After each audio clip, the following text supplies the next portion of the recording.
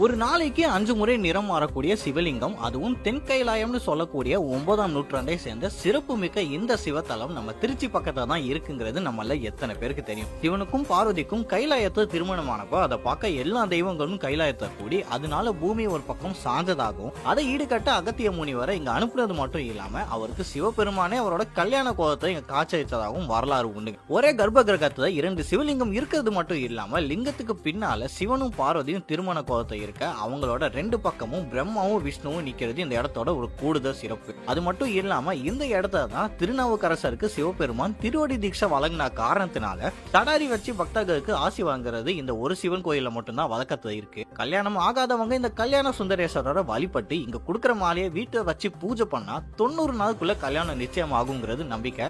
இந்த கோயில் நம்ம திருச்சியில இருந்து 90 கிலோமீட்டர் தொலைவுல இருக்க கும்பகோணம் பக்கத்துல நல்லூருங்கிற சின்ன கிராமத்துல தாங்க இருக்கு. கோயிலோட எக்ஸாக்ட் லொகேஷன் வேணுங்கிற